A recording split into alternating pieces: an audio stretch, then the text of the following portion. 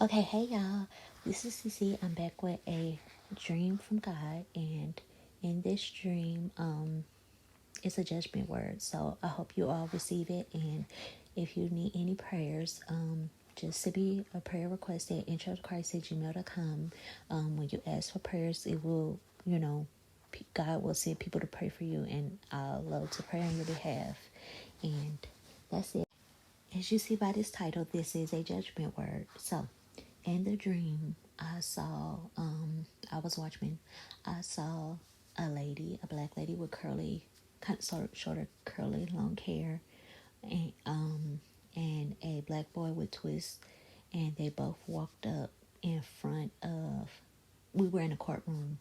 They walked like in front of the judge, but we didn't see the judge, and they just walked up and stood in front of him, and then it was like a camera and a camera it was like a camera, but it was me seeing, hard to explain, but it panned over to the witness stand, and in the witness stand there were beanie babies. I don't know if you guys ever seen you if you guys know of beanie babies, but it was something back in the 90s 2000s, and that was the end of the dream. And I had that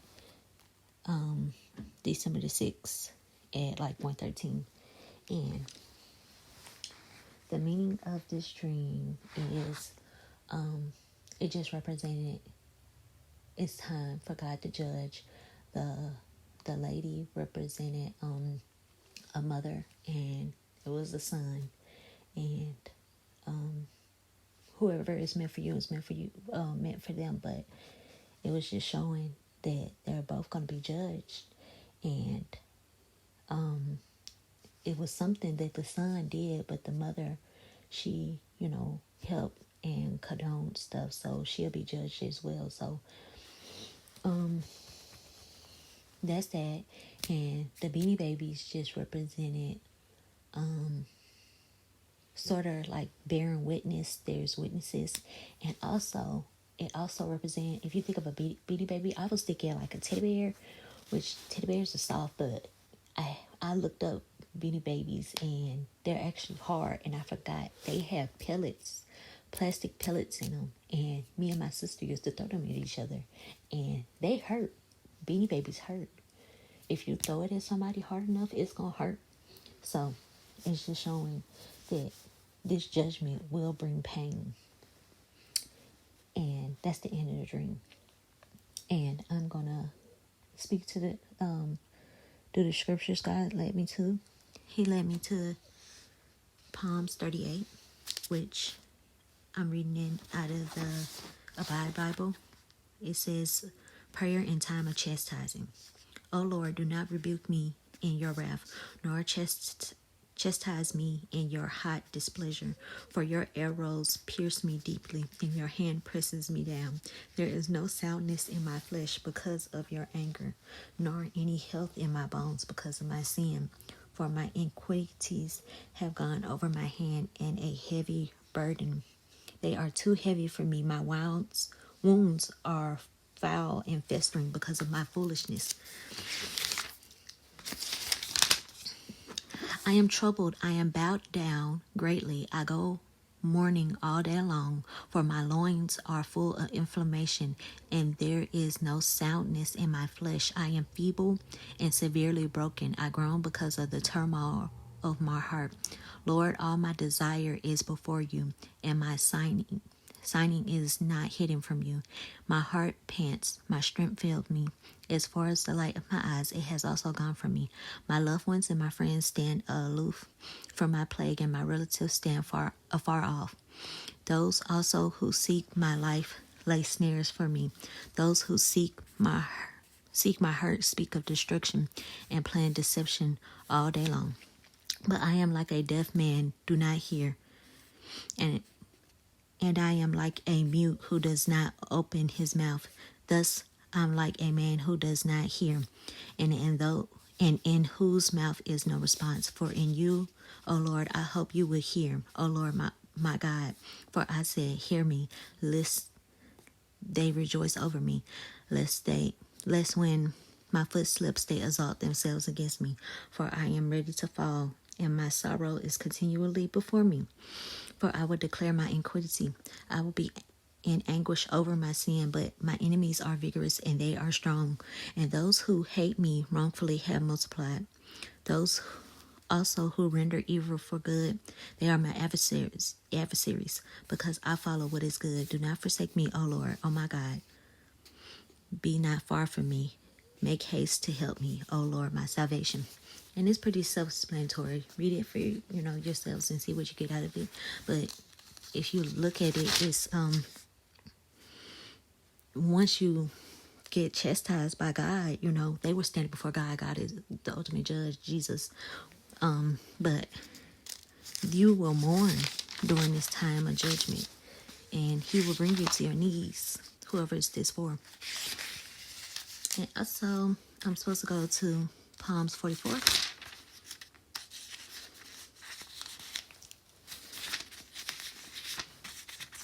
And in this one, it says redemption remembered in present dishonor to the chief musician, a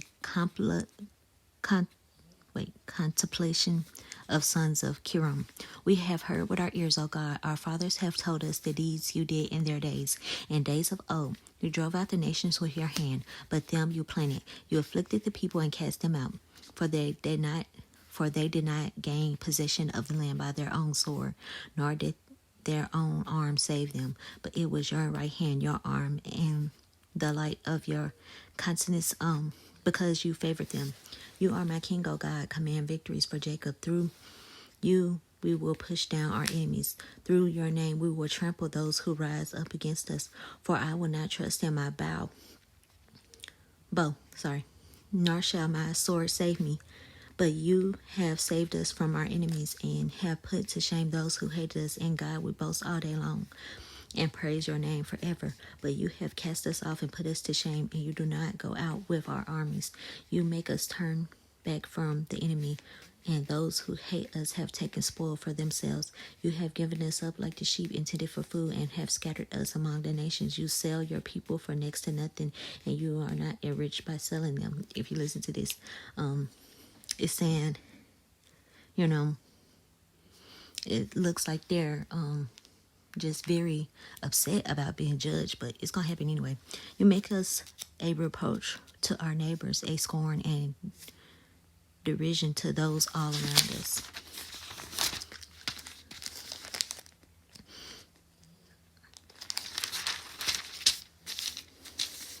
You make us a byword among the nations, a shaking of the head against the people. My dishonor is continually before me, and the shame of my face has covered me, because of my voice of him who reproaches and reviles, because of the enemy and the avenger. All this has come upon me, but we have not forgotten you, nor have we dealt falsely with your covenant. Our heart has not turned back, nor have our steps departed from your way. But you have severely broken us in the place of jackals and covered us with the shadow of death. If we have forgotten the name of our God, or stretch out our hands to a foreign God, would not God search this out? For he knows the secrets of the heart. Yet for your sake we are killed all day long. We are counted as a sheep for slaughter. Awake, why do you sleep, O Lord? Arise, do not cast us off forever. Why do you hide your face and forget our affliction and our oppression? I'm sorry, guys.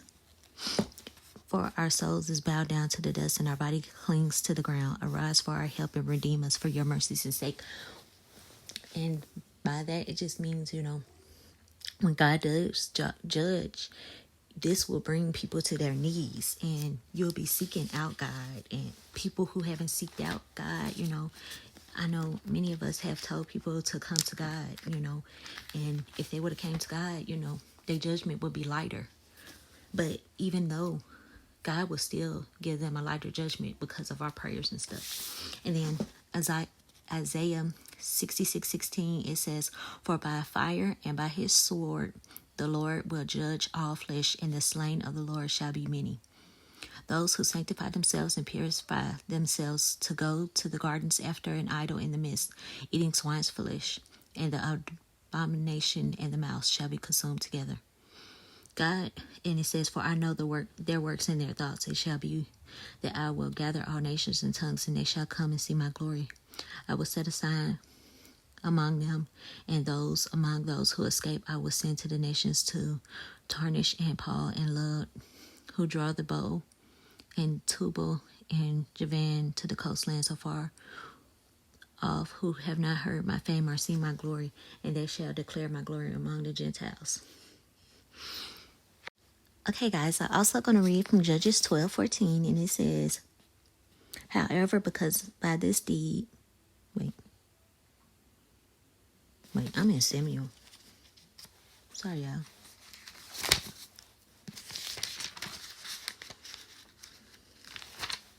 That must be for somebody read Samuel 12:14. 12:14.